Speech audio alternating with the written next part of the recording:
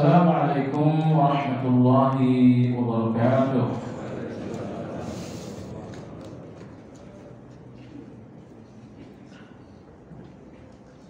Innal hamdalillah nahmaduhu wa nasta'inuhu wa nastaghfiruh wa na'udzu billahi min shururi anfusina wa min sayyiati a'malina.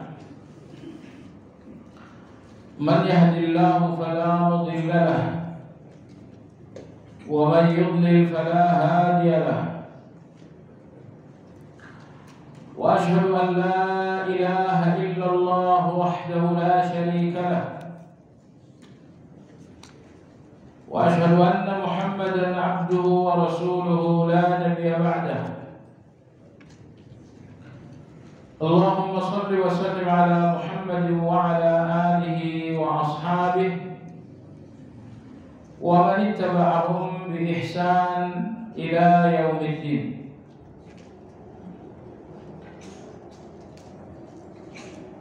يا أيها الذين آمنوا اتقوا الله حق تقاته ولا تموتن إلا وأنتم مسلمون.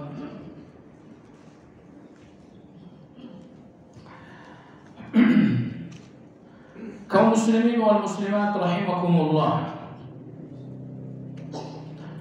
Kajian Madarijus Salikin, buah karya Imam Ibnu Qayyim al-Jauzi rahimahullah taala. Pagi hari ini melanjutkan pembahasan mengenai hikmah di balik ibadah. Halaman 153. Sebelumnya kita telah sampaikan bahwa ada 3 golongan yang keliru, bahkan sesat di dalam memahami hikmah ibadah. Kelompok yang pertama adalah kelompok Mu'attilah. Orang-orang yang menafikan hikmah.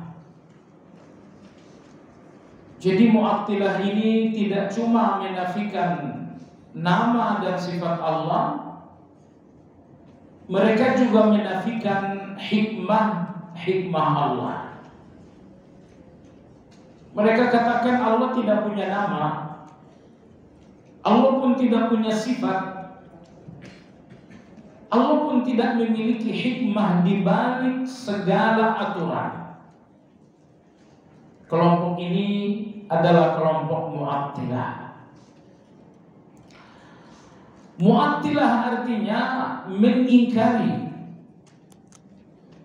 Karena mereka mengingkari sesuatu yang sangat prinsipil, sangat mendasar, sehingga pengingkaran ini menjadi nama mereka.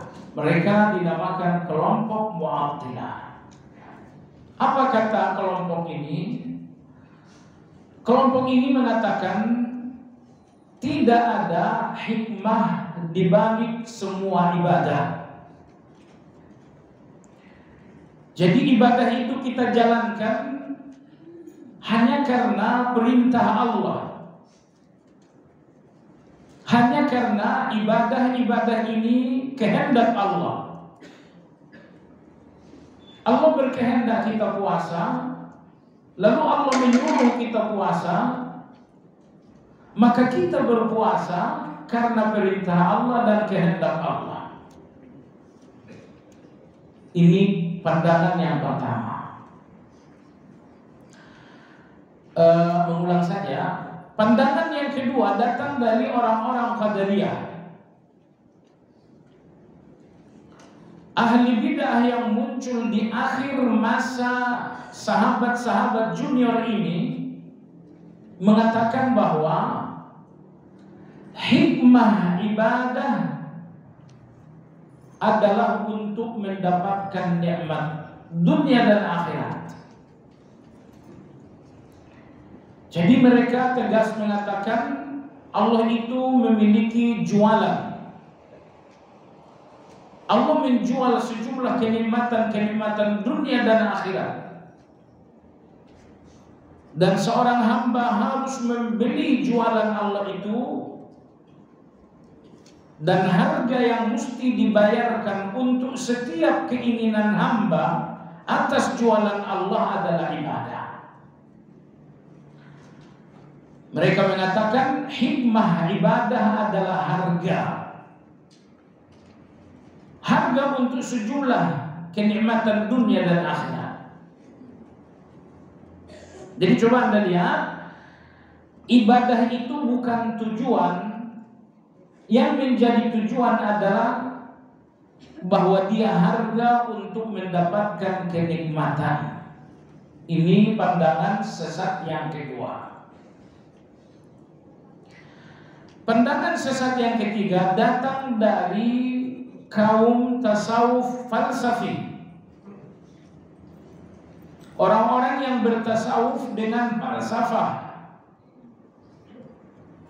bukan menggunakan dalil, tapi menggunakan falsafah. Kelompok yang ketiga ini pun tersesat. Mereka mengatakan hikmah ibadah adalah riyadhah. Hikmah ibadah adalah latihan.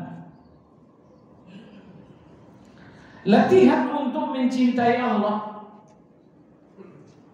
Maka apabila seseorang telah mencintai Allah dan stabil dalam cinta kepada Allah, berarti dia telah sampai pada tujuan. Gugurlah ibadah-ibadah ini. Tidak perlu lagi salat, tidak perlu lagi untuk puasa, apalagi berjihad. Karena semua ibadah hanya pengantar cinta. Anda yang tidak stabil mencintai Allah, berarti Anda butuh latihan. Tapi ketika Anda telah sampai ke titik stabil mencintai Allah, stabil dalam arti kata Anda mencintai Allah saat Allah memberi, cinta Anda pun tidak berkurang kepada Allah saat Allah tidak memberi. Anda mencintai Allah di dalam nikmat, Anda pun mencintai Allah di dalam musibah. Bila mana seorang hamba telah sampai kepada cintanya yang stabil kepada Allah, maka gugurlah ibadah-ibadah ini. Karena ibadah itu hanya sekedar riyadhah, sekedar latihan menuju cinta yang maksimal. Karena ibadah hanya sebuah latihan, maka ibadah ini bukan tujuan. Ini pandangan sesat yang ketiga. Baik jemaah sekalian, halaman 153, di sini Imam Ibnu Qayyim rahimahullah mengajak kita untuk melihat pandangan ahlul haq, pandangan ahlu sunnah tentang kenapa kita harus beribadah. Apa hikmah di balik ibadah? Baik. Sebelumnya Imam Ibnu Qayyim rahimahullah ingin menjelaskan ketiga golongan itu. Anda lihat 153. Golongan keempat adalah golongan Muhammadiyah Ibrahimiyah.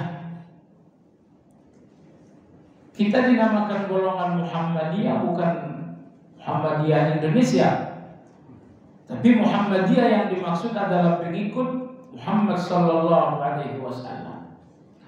Kita pun dinamakan golongan Ibrahimiyah karena Nabi Ibrahim alaihi salam adalah bapak kedua bagi umat ini. Bapak pertama kita adalah Rasulullah sallallahu alaihi wasallam, dan bapak kedua kita dalam beragama ini adalah Ibrahim alaihi salam.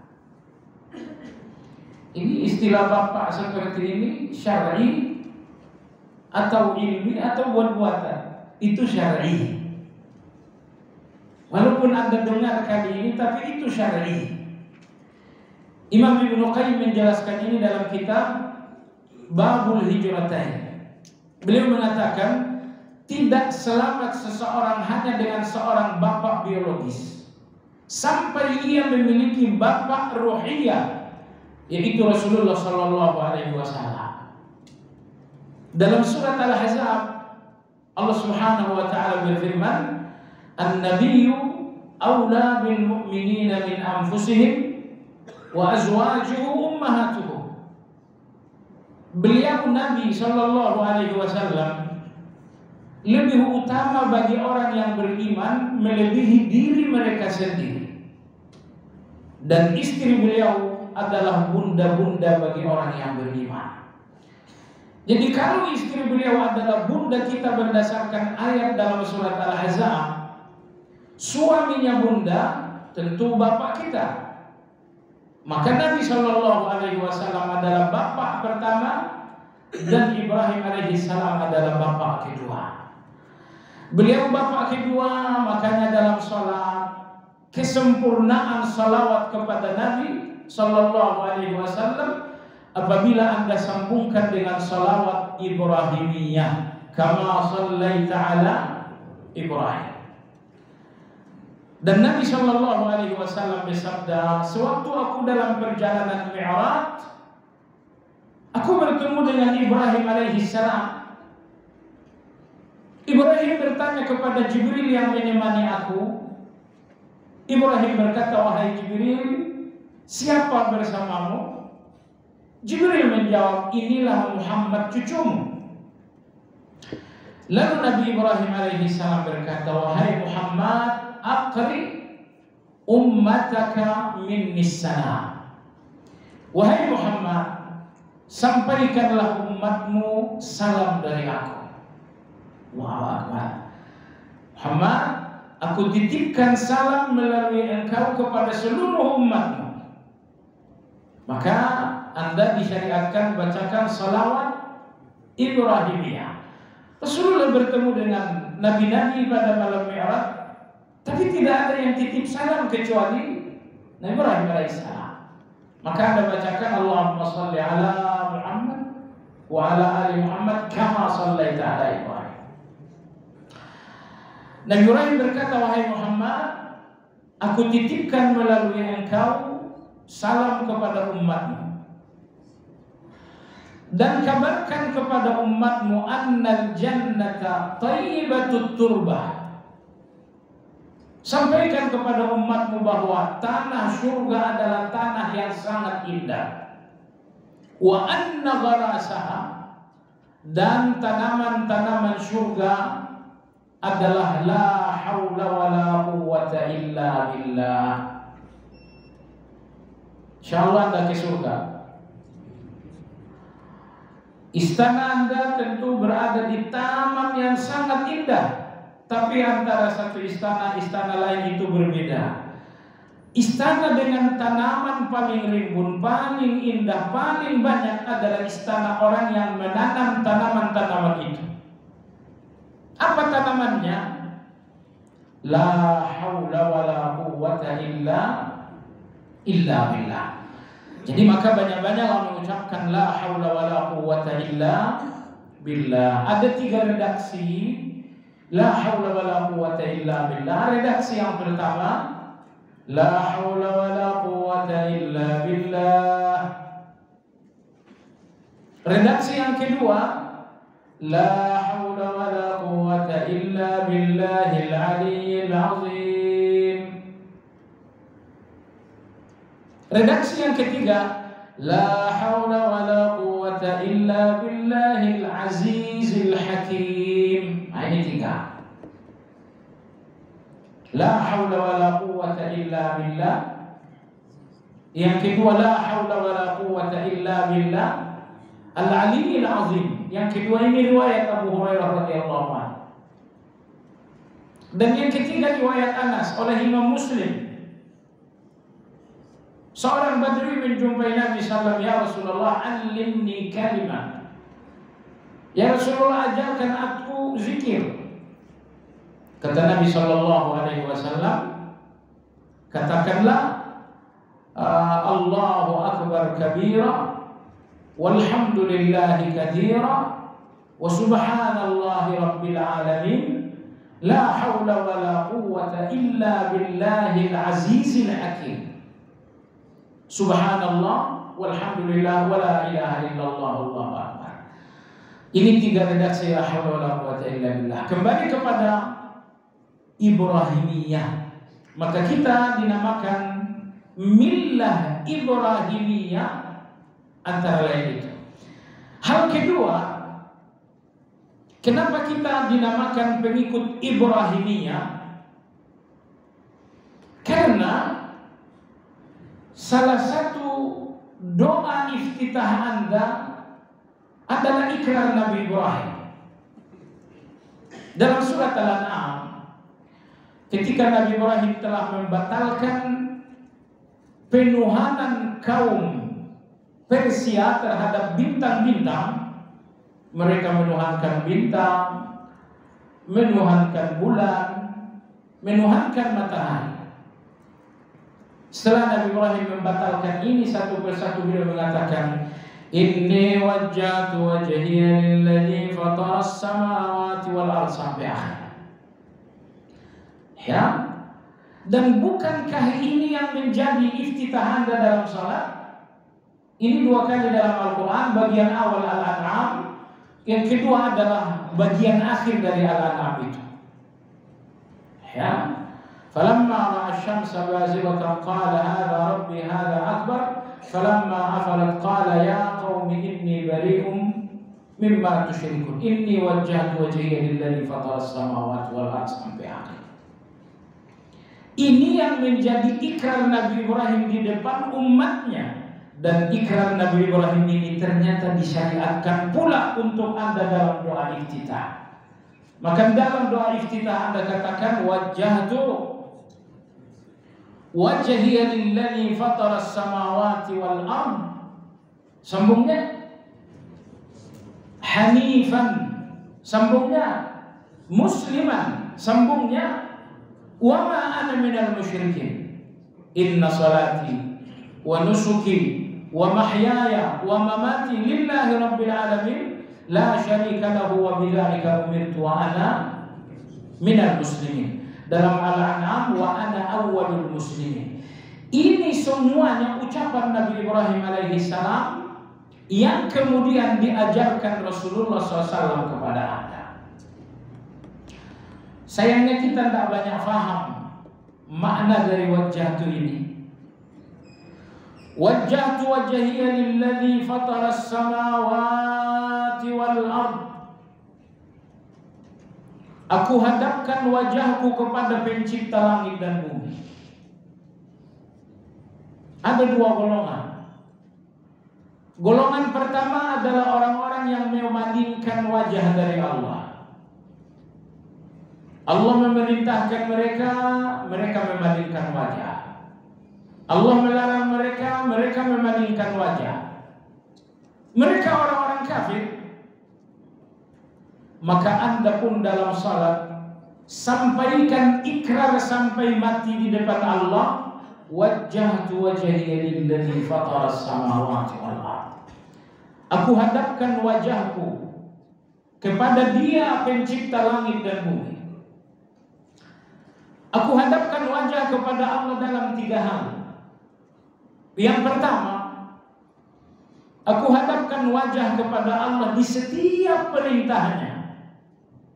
Maka aku tidak akan palingkan wajah dalam perintah-perintahnya.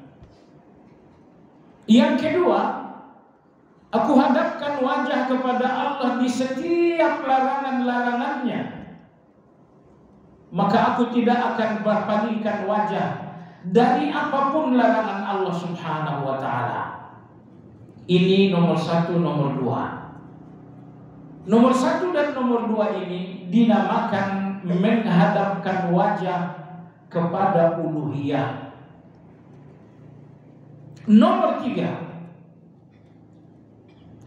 aku hadapkan wajah kepada Allah di setiap apapun kebutuhanku. Aku butuh kesehatan, ku hadapkan wajah kepada Allah. Ya Allah, berikan aku sehat. Aku butuh uang dan rezeki, Aku hadapkan wajah kepada Allah, ya Allah berikan aku rezeki. Aku ketakutan dan butuh perlindungan, aku hadapkan wajah kepada Allah, ya Allah berikan aku perlindungan. Jadi kalau Anda tipe orang yang memang menghadapkan wajah kepada manusia dalam kebutuhan-kebutuhan, berarti Anda lalai. Anda lalai dengan ikrar Anda di depan Allah setiap kali Anda salat. Sebab itu jamaah sekalian, wajjahtu wajhi, aku hadapkan wajahku kepada Allah. Dalam perintahnya, dalam setiap larangannya, dua hal ini dinamakan menghadapkan wajah kepada uluhiyah Allah. Yang kedua, menghadapkan wajah kepada Allah dalam setiap kebutuhan. Ini dinamakan menghadapkan wajah kepada rububiyah Allah. Tetapi yang berat satu kata setelah itu. Apa itu? Hanifan. Ini yang sangat berat. Apa itu hanifan? Imam Ibn Katsir mengatakan ma'ilan anis syirik. Tidak ada sedikit pun syirik. Arti bebasnya begini, ya Allah aku hadapkan wajahku kepadamu hanifan, maka aku tidak lagi menoleh ke kanan dan ke kiri. Kalau Anda hadapkan wajah kepada Allah dalam salat, tapi Anda masih menoleh ke kanan untuk melihat pujian manusia, ataupun Anda menoleh ke kiri untuk menghindari caci maki manusia, Anda tidak hanifan. Kenapa saat wajah dihadapkan kepada Allah, lantas Anda masih menoleh ke kanan dan ke kiri? Anda tidak hanifan. Begitupun dalam rububiyah. Anda yang berada dalam kesulitan dan hanya Allah yang memberikan jalan keluar, tentu Anda hadapkan wajah kepada Allah. Wajhatu wajhiya lilladzi fataras samawati wal ardh. Tapi dalam kondisi Anda hadapkan wajah kepada Allah, meminta bantuan, pertolongan, jalan keluar, solusi, saat itu ternyata Anda menoleh ke kanan. Coba kalau tetangga bantuin saya. Anda masih menoleh ke kiri. Tapi saya punya banyak kawan-kawan, banyak uang. Anda tidak hanifan. Jadi hanifan ini sangat berat. Bagaimana menghadapkan wajah kepada Allah tanpa menoleh ke kanan dan ke kiri. Menoleh ke kanan syirik, menoleh ke kiri adalah syirik. Tentu rata-rata syirik kecil, tapi syirik kecil ini menodai wajah yang sedang menghadap kepada Allah. Nah, jadi cobalah komitmen dengan itu. Baik, sampai akhir saya nggak jabarkan lagi. Namun yang ingin saya katakan, kenapa Anda dinamakan pengikut Muhammadiyah? Jelas alasannya. Lalu kenapa Ibnu Qayyim menyebutkan kita adalah pengikut Ibrahimiyah? Jawaban pertama, satu-satunya Nabi yang titipkan salam untuk kita dalam perjalanan Mi'raj adalah Ibrahim alaihissalam. Yang kedua, ikrar Nabi Ibrahim dalam surat Al-An'am ternyata diajarkan Nabi kita untuk menjadi iftitah kita dalam salat. Yang ketiga, Nabi Ibrahim berkurban lalu kita pun berkurban. Jadi begitu banyak ajaran Nabi Ibrahim alaihissalam yang kemudian diajarkan kembali kepada kita oleh Nabi SAW. Ini penyebab kenapa kita dinamakan Ibrahimiyah. Berlanjutnya Imam Ibnu Qayyim mengatakan yang sangat kenal kepada Allah dan mengetahui hikmahnya dalam memerintahkannya, mensyariatkan dan menciptakan sesuatu juga ahli basirah. Juga ahli basirah. Jangan-jangan Anda sudah lupa kajian Al-Basir, Asmaul Husna Al-Basir. Jadi kalau Anda memandang dengan mata kepala, itu namanya basar. Dan basar ini hanya membuat Anda melihat sesuatu yang lahiriah. Padahal seringkali lahiriah itu tidak mewakili kebenaran. Karena kebenaran adalah sebuah hakikat di balik lahiriah. Baik. Riba lahiriahnya apa? Ganti mobil baru. Lahiriahnya apa? Beli rumah baru. Lahiriah dari riba adalah kenikmatan. Tapi lahiriah ini bukan kebenaran. Lahiriah ini keliru. Apa hakikat dari riba? Hakikat dari riba adalah laknat. Hakikat dari riba adalah kehancuran. Hakikat dari riba adalah neraka. Lahiriah riba adalah nikmat, namun di balik lahiriah itu ada hakikat bahwa riba adalah laknat, bahwa riba adalah neraka, bahwa riba adalah kehancuran.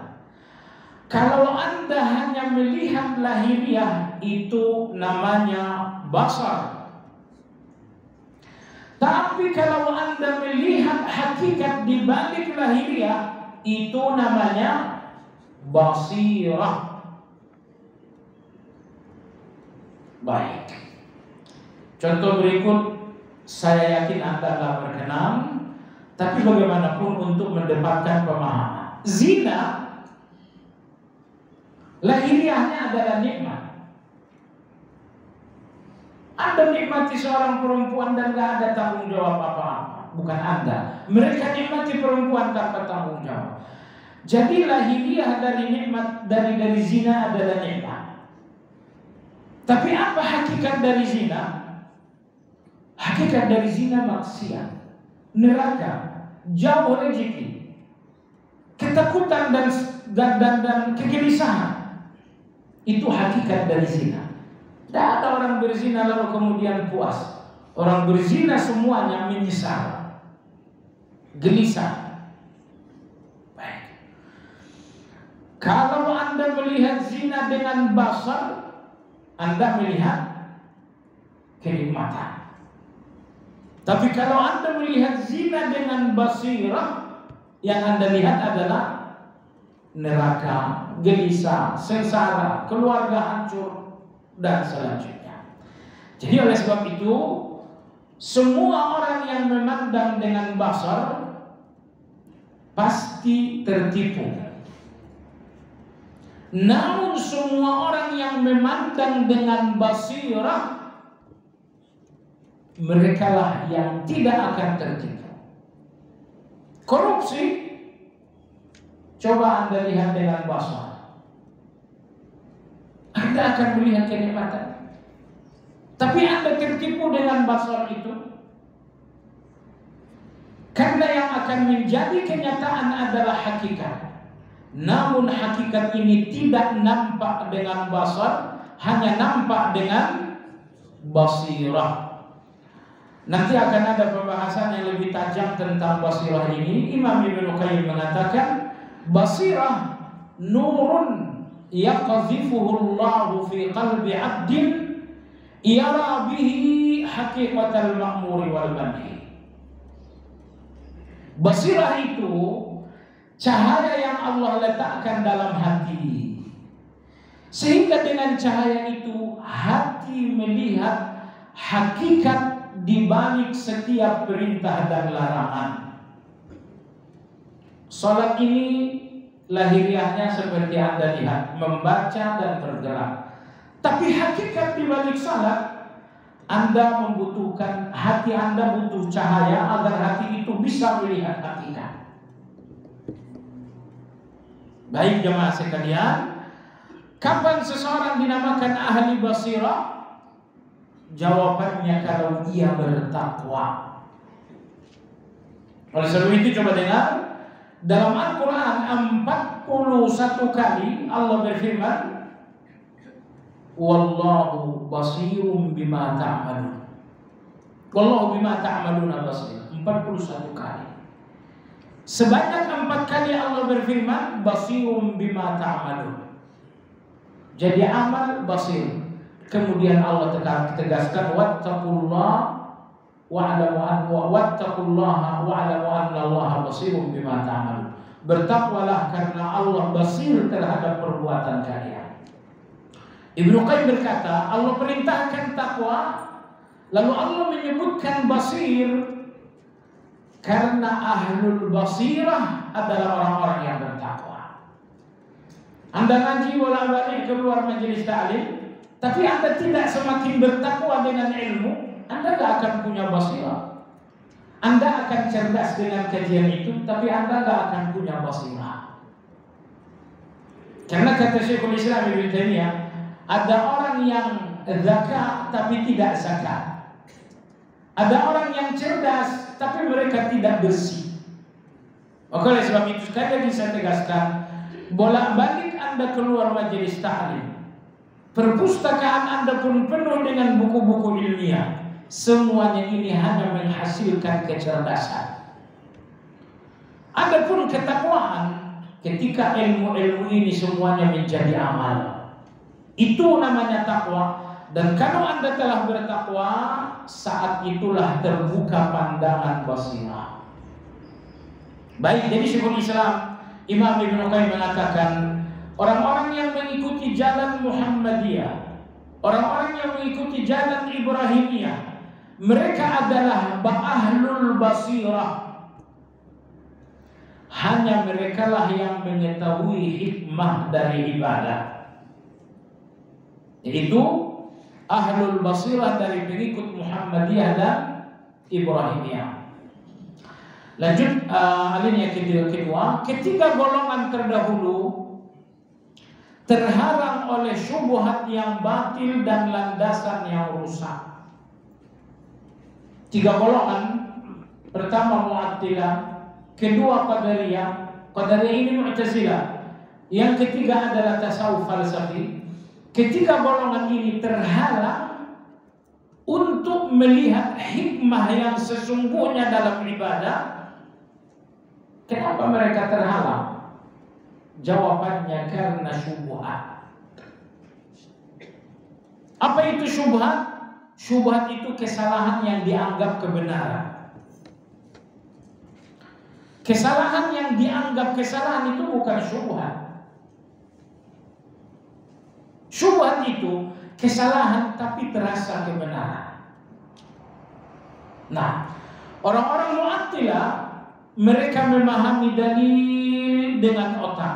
Itu syubhat.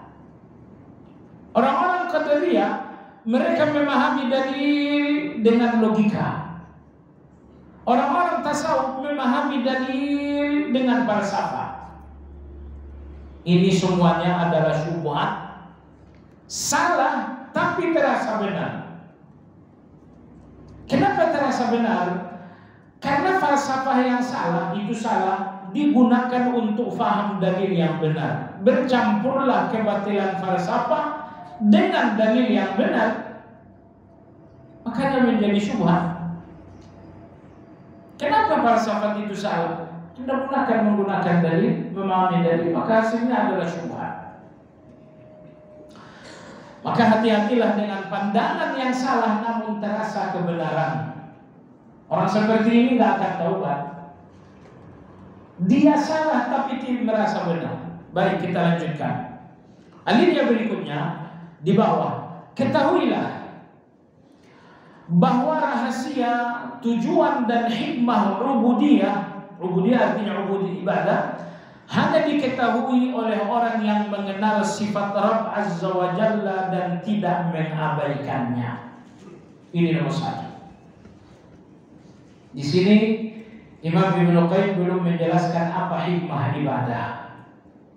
Beliau baru menjelaskan kapan seseorang memahami hikmah ibadah itu.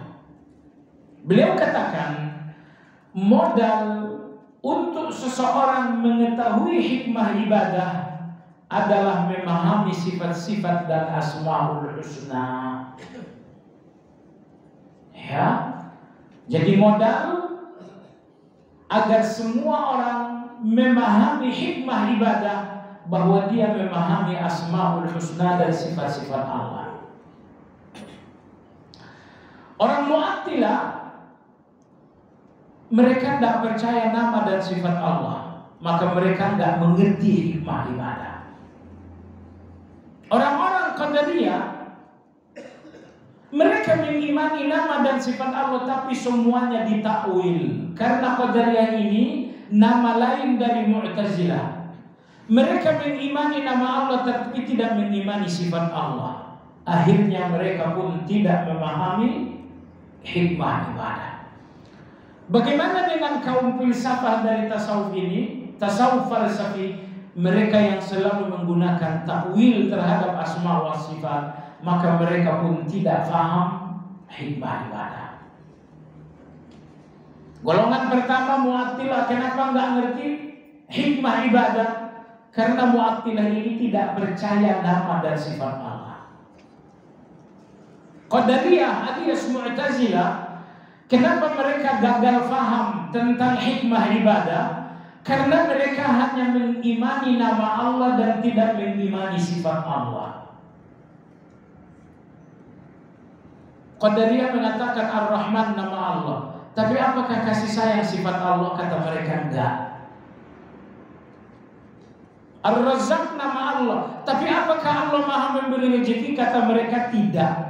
Namanya memang Razzaq, tapi sifatnya tidak beri rezeki. Ini pandangan yang kedua, Qadariyah. Pandangan yang ketiga adalah kaum filsafat, ahli mutakallimin. Mereka mengimani nama Allah, mereka mengimani sifat Allah, tapi semuanya serba ditakwil. Semuanya serba ditakwil. Allah bersemayam di arsy, oh bersemayam artinya Allah berkuasa, ditakwil. Nah, karena ketiga golongan ini menyimpang dalam memahami asma wa sifat, sehingga mereka pun tidak mengetahui hikmah ibadah.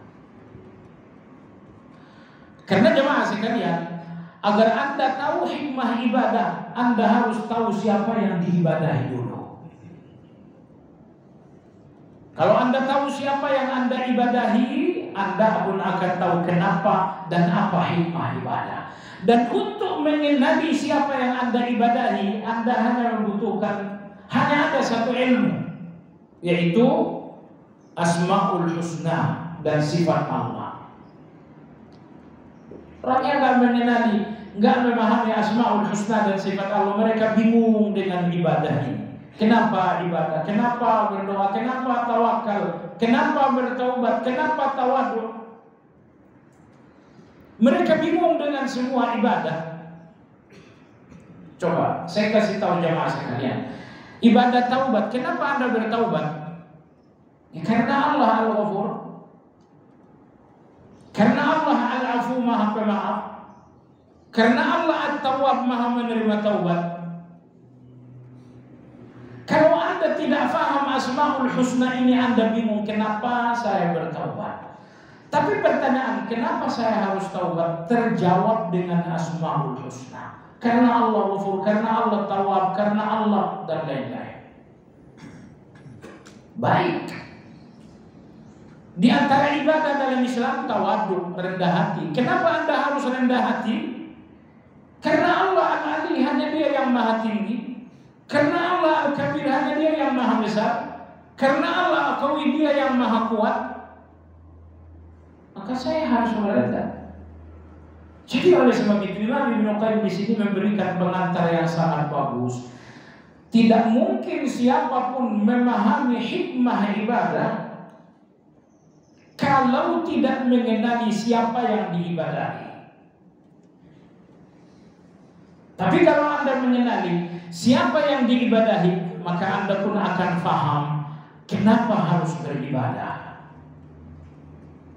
Nah, untuk Anda mengenali siapa yang Anda ibadahi, hanya satu ilmu yang menjawab itu, yaitu Asmaul Husna. Dan dalam kajian Asmaul Husna tentu terdapat sifat-sifat Allah. Karena di dalam setiap nama terdapat sifat. Allah Ar-Rahman itu namanya, sifatnya rahmat, Allah Maha Penyayang.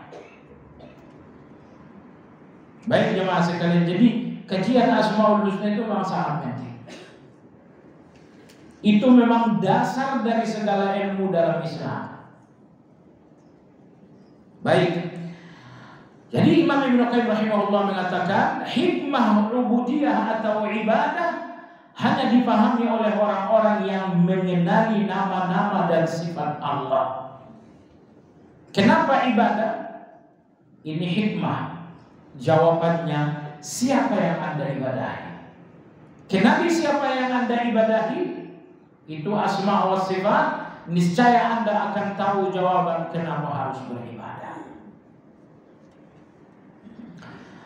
Baik jemaah sekalian yang saya hormati, hanya diketahui orang yang mengenal sifat Allah. Mengenal dan tahu itu dua hal yang berbeda. Anda tahu Allah Ar-Rahman, tapi belum tentu Anda mengenali Allah Rahman. Maka mengenal lebih dalam dari sekedar tahu. Mengenal Allah bahasa Arabnya ma'rifatullah, mengenal. Karena ada orang yang sekedar tahu Allah. Allah itu Allah, Allah itu Tuhan. Allah itu mengutus para rasul. Tapi mereka nggak mengenal secara mendalam. Ini bapak sebelah ini namanya Bapak Muhammad. Di mana tinggal saya nggak tahu. Udah nikah belum saya nggak tahu. Orang mana aslinya saya nggak tahu. Iya, Anda tahu siapa dia, tapi Anda nggak mengenal siapa dia. Nah, asma wa sifat, nama dan sifat Allah tidak cukup sekedar Anda tahu. Itu orang-orang yang nyanyi-nyanyi Asmaul Husna, Ar-Rahman, Ar-Rahim, mereka tahu.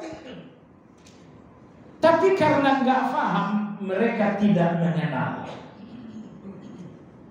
Nah, di sini Imam Ibnu Qayyim mengatakan hikmah ubudiyah hanya diketahui orang yang mengenal sifat-sifat Allah dan hakikatnya dan tidak mengabaikannya. Baik, berikutnya mengerti makna ilahiyah dan hakikatnya. Masya Allah. Jadi kata Ibnu Qayyim, kapan kita tahu hikmah di balik ibadah? Kalau kita tahu yang kita ibadahi itu, yaitu dengan mengenali asma wa sifat. Terkhusus ada satu nama yang harus sedalam-dalamnya kita tahu. Apa itu? Uluhiyah.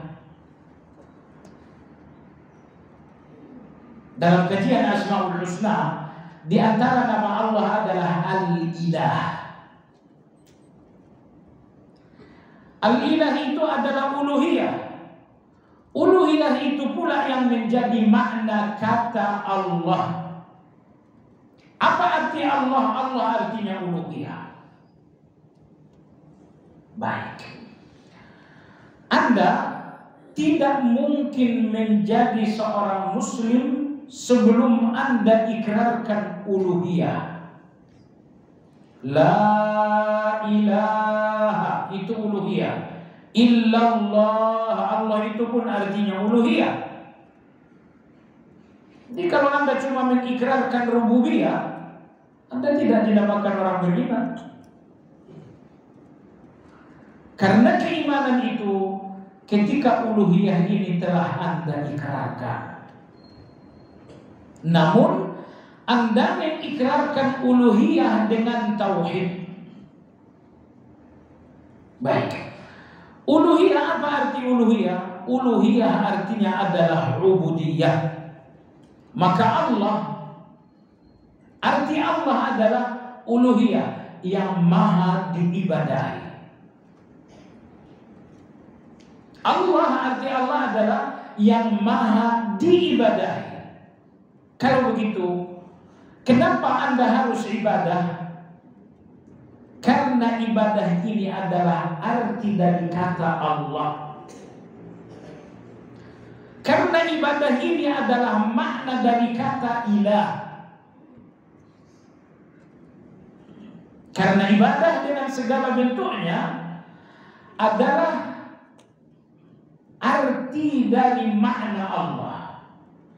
Allah artinya maha diibadahi.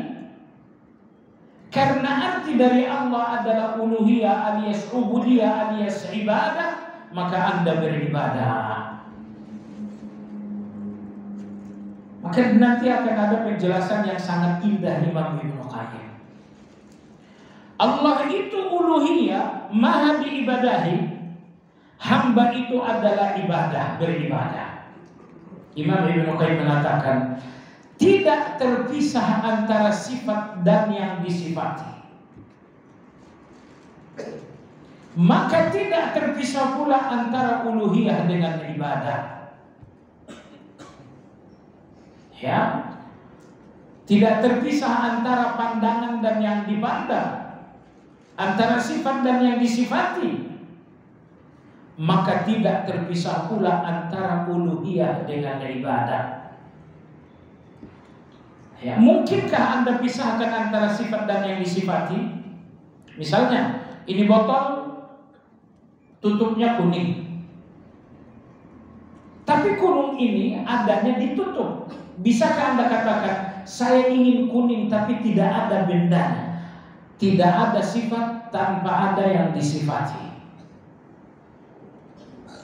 Ibadah Anda ini sifat. Yang disifati dengan maha diibadahi itu adalah Allah. Oleh karena sifat dan yang disifati tidak bisa dipisahkan, maka antara ibadah dan ubudiyah tidak bisa dipisahkan. Masya Allah, ini sangat dalam. Ketika ikrar tauhid Anda adalah ikrar ubudiyah, tidak ada yang diibadahi kecuali Allah, makanya setelah Anda sampai dalam agama ini, tugas Anda adalah ibadah, ibadah, ibadah, dan ibadah. Saya ulangi, tugas Anda dalam ibadah ini adalah ibadah, ibadah, ibadah. Kenapa? Karena ibadah itu ikrar tauhid Anda, la ilaha, tidak ada yang diibadahi illallah, kecuali Allah yang maha diibadahi. Jadi karena ikrar kita adalah ikrar ibadah, ubudiyah, uluhiyah yang terkandung dalam makna ilah dan nama Allah, oleh sebab itulah kita beribadah. Makanya orang yang menolak ibadah, hakikatnya mereka mencemari ikrar mereka. Mereka ikrarkan ubudiyah kepada Allah, nyatanya mereka enggak salat. Mereka ikrarkan ubudiyah kepada Allah, nyatanya mereka tidak berzakat. Mereka memisahkan ibadah dari hakikat uluhiyah. Saya tidak tahu lagi harus menjelaskan seperti apa. Hanya ini yang bisa saya sampaikan, bahwa ikrar tauhid kita adalah ubudiyah kepada Allah. Makanya setelah Anda memasuki agama ini dengan ikrar itu, selanjutnya tugas Anda dalam agama ini adalah ibadah, ibadah, ibadah, ibadah. Karena ibadah inilah yang menjadi hakikat dari ilah. Karena ibadah inilah yang menjadi hakikat dari nama Allah. Hakikat dari nama Allah. Coba sekalian yang saya hormati, agak ke bawah sedikit. Maka keberadaannya sebagai ilah, bahkan ilah yang maha benar, dan semua ilah selain dia adalah batil, bahkan sebatil-batil kebatilan. Mengetahui bahwa hakikat ilahiyah tidak layak bagi siapapun selain dia, dan mengetahui bahwa ibadah merupakan konsekuensi logis dari pengakuan ilahiyah, pengaruh dan tuntutannya dan hubungannya antara ibadah dengan uluhiyah bagaikan hubungan antara pergantungan sifat dengan yang disifati. Jadi seolah-olah Ibnu Qayyim mengatakan, Anda akui ibadah kepada Allah, la ilaha illallah, tapi kemudian Anda tidak ibadah, ini bertolak belakang. Maka kenapa kita beribadah? Karena ibadah itulah ikrar kita tentang Allah. Anda ikrarkan Allah Maha Pencipta, tapi Anda tidak ikrarkan Allah Maha diibadahi, ikrar pertama tidak akan sah. Anda ikrarkan Allah Maha melihat, tapi Anda tidak ikrarkan Allah Maha disembah, ikrar Anda yang pertama tidak sah. Jadi induk segala ikrar tentang Allah ketika Anda ikrarkan bahwa Allah Maha diibadahi. Allah Maha diibadahi sehingga tidak ada ibadah lagi kepada selain Allah. Ya, makanya Anda ibadah, Anda sholat, Anda puasa. Ibadah, sholat, puasa ini semuanya terjemahan dari kata Allah. Allah Maha diibadahi, terjemahannya saya sholat. Allah Maha diibadahi, terjemahannya saya tilawah. Allah Maha diibadahi, terjemahannya saya tawakal. Allah Maha diibadahi, terjemahannya saya bertaubat.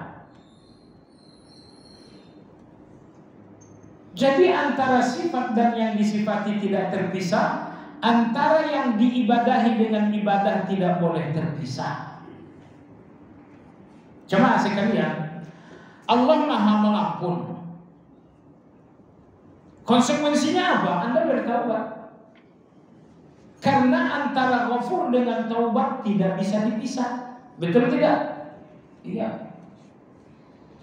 Kalau antara ghafur dan yang dan taubat tidak bisa dipisah karena itu kesatuan. Allah ghafur, konsekuensinya kita taubat. Begitu juga Allah artinya Maha diibadahi, konsekuensinya kita ibadah. Maka di sini Ibnu Qayyim mengatakan orang yang tidak memahami uluhiyah, mereka pun tidak memahami hikmah ibadah. Karena tujuan ibadah disebabkan ibadah ini sesuatu yang tidak terpisahkan dari nama Allah. Karena nama Allah artinya Maha diibadahi, konsekuensi tak terpisahkan bahwa kita ibadah. Makanya orang-orang fasik dengan kejahatan dan dosa-dosa mereka memisahkan antara arti Allah dengan hakikat. Harus ibadah, mereka menolak salat, mereka menolak puasa, mereka enggak mau zakat. Penolakan mereka terhadap ibadah berarti mereka ingin memisahkan makna Allah dari konsekuensinya. Baik. Allah Subhanahu wa taala Ar-Razzaq, Maha memberi rezeki. Apa konsekuensinya? Konsekuensinya Anda minta rezeki. Kalau kemudian Allah Ar-Razzaq dan Anda tidak mau minta rezeki kepada Allah, artinya Anda memisahkan Ar-Razzaq dari konsekuensinya. Nah, dan ini kejahatan, ini kesesatan. Karena kebenaran adalah Anda lakukan apapun yang menjadi seluruh konsekuensi. Ar-Razzaq, Anda jalankan konsekuensinya. Anda berdoa minta rezeki kepada Allah. Anda tawakal mengharapkan rezeki kepada Allah Azza wa Jalla. Maka oleh sebab itu, hakikat uluhiyah, arti uluhiyah adalah ubudiyah. Allah artinya Maha diibadahi. Allah artinya Maha diibadahi. Konsekuensi Allah Maha diibadahi, saya sholat, saya puasa, saya berzakat. Maka orang-orang yang menjalankan ibadah penuh dengan keistiqomahan, mereka lah orang-orang yang konsisten dengan makna Allah itu. Mereka lah orang yang menjaga konsekuensi dari makna Allah itu. Pembahasan ini panjang, insya Allah dilanjutkan lagi pekan besok, insya Allah taala. Sampai di sini dulu. Barangkali ada pertanyaan, silakan.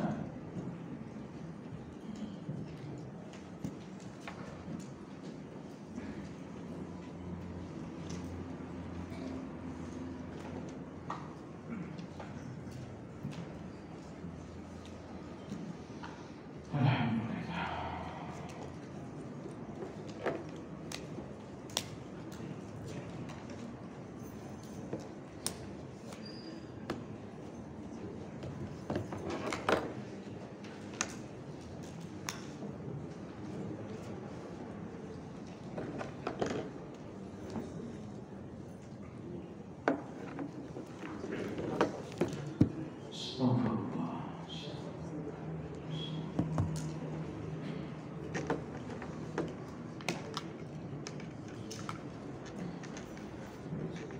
Gak ada pertanyaan? Iya, Bapak.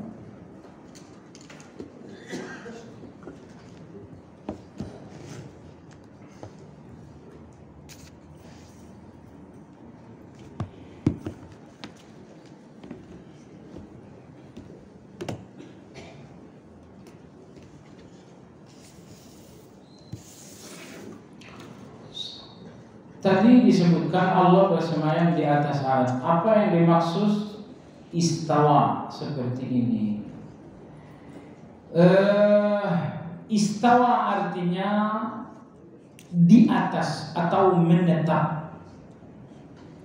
Istaqarra, irtafa'a, tinggi.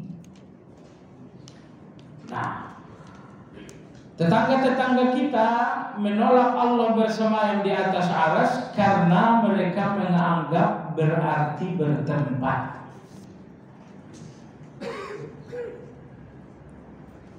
Padahal Allah di atas arsy, tapi Allah tidak menempel dengan arsy.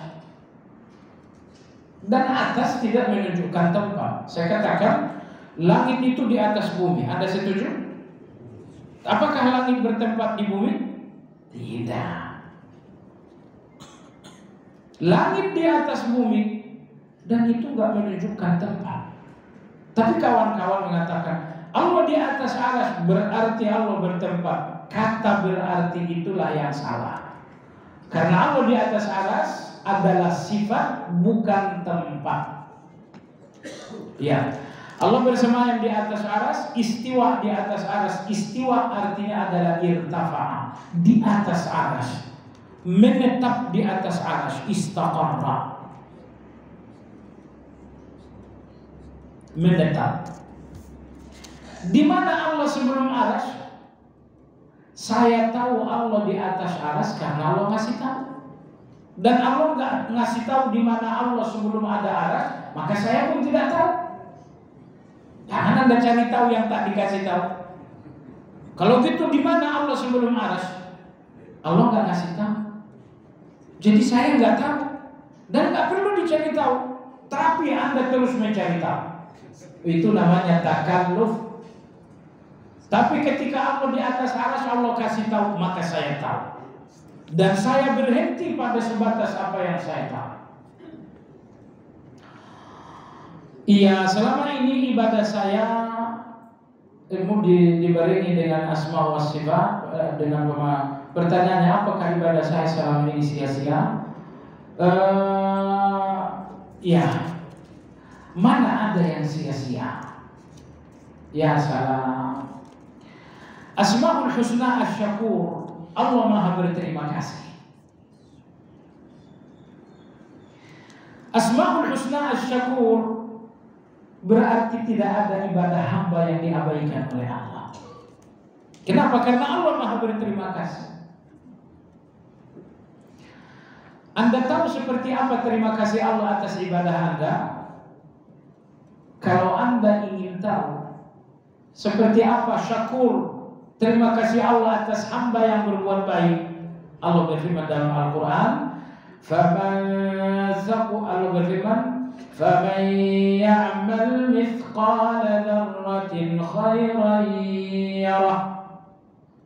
Kebaikan Anda sebesar debu diterima oleh Allah. Kenapa? Karena Allah syakur. Ya salam. Seandainya Allah hanya menerima ibadah Anda sebesar gunung Uhud, gak mungkin kita bisa beribadah. Tapi Allah asy-syakur, Allah Maha berterima kasih. Yang Maha berterima kasih itu mengatakan, sekiranya kebaikanmu sebesar debu akan kuterima.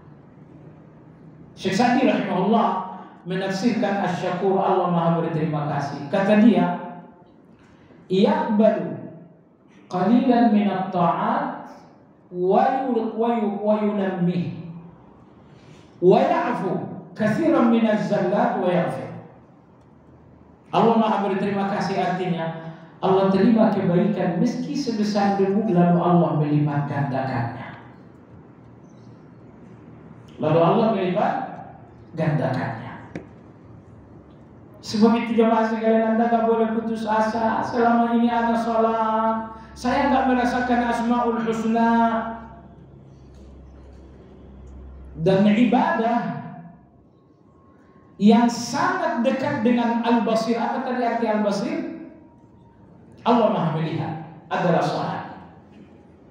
Ibadah yang terdekat dengan nama Allah Al-Basir adalah sholat. Bagaimana? Sebelumnya ingin saya katakan, Allah Maha melihat. Siapapun yang dipandangi oleh Allah berarti Allah menyayanginya. Maka sedetik pun Allah tidak pernah memandang dan melihat orang kafir.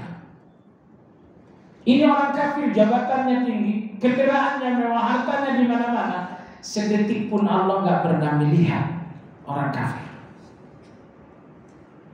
Karena semua, siapapun yang Allah lihat berarti Allah mencintainya.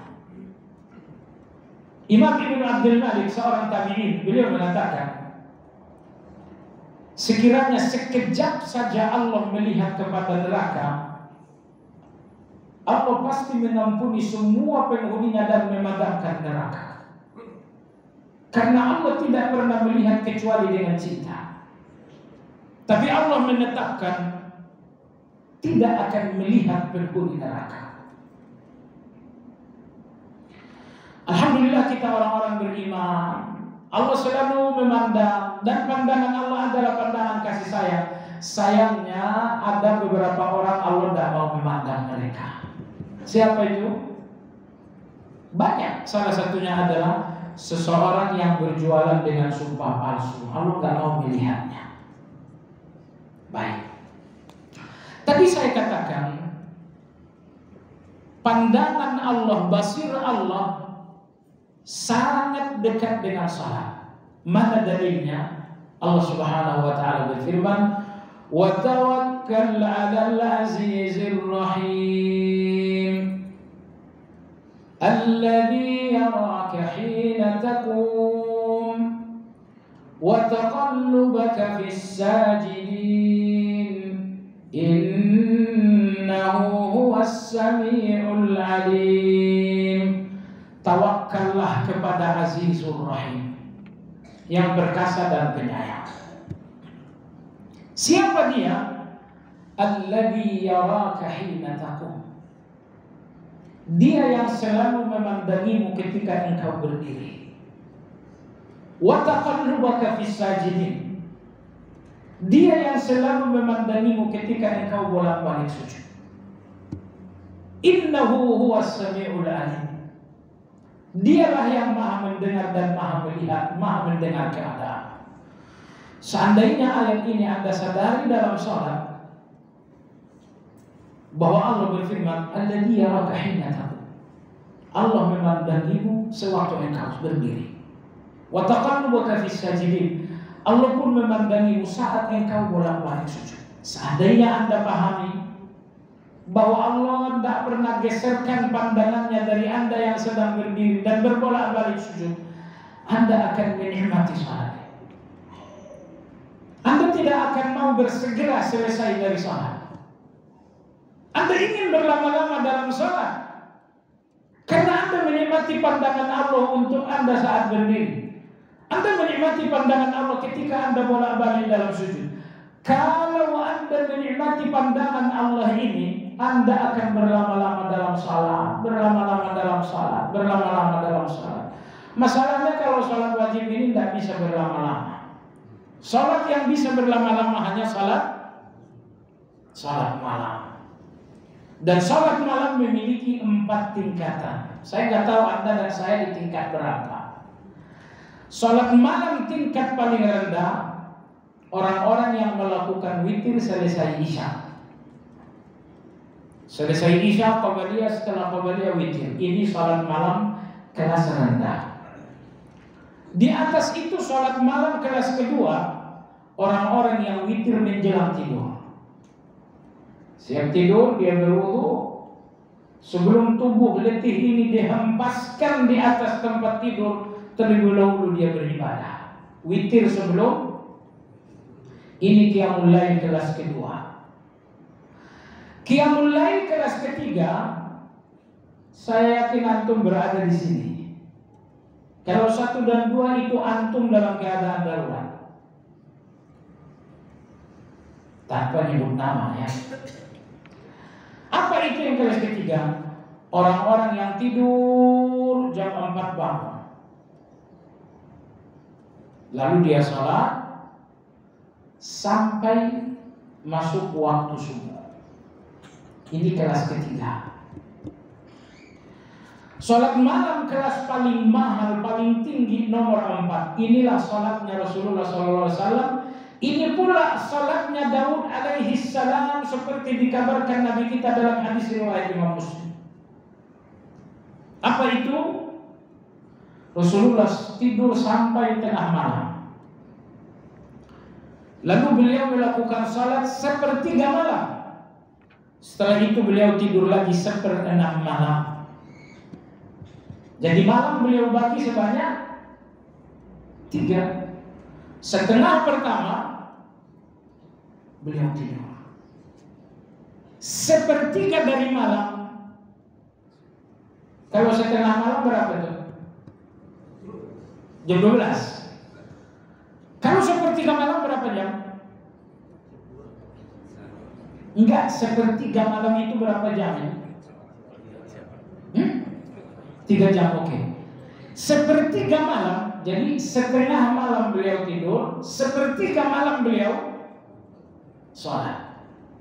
Setelah selesai sholat, beliau kembali tidur 1/6 malam. Inilah salat malam Rasulullah Sallallahu Alaihi Wasallam, dan saya yakin di antara kita mungkin baru 50 orang yang menjalankan. Sisanya sudah rutin, insyaallah ta'ala. Jadi maksud saya jamaah sekalian, ayat tadi adalah surah Saffat, alladzi yaraka hina taqum wa taqallubaka fis sajidin. Dialah Allah yang memandangimu ketika engkau berdiri. Dia pula yang memandangimu ketika engkau bolak-balik dalam salat. Nikmatilah pandangan Allah ini, maka berlama-lamalah dalam salat. Kalau Anda menikmati pandangan Allah, gak mungkin Anda ingin segera selesai salat. Wallahu ta'ala alam. Subhanakallahumma bihamdika asyhadu an la ilaha illa anta astaghfiruka wa atubu ilaik. Alhamdulillahirabbil alamin. Assalamualaikum warahmatullahi wabarakatuh.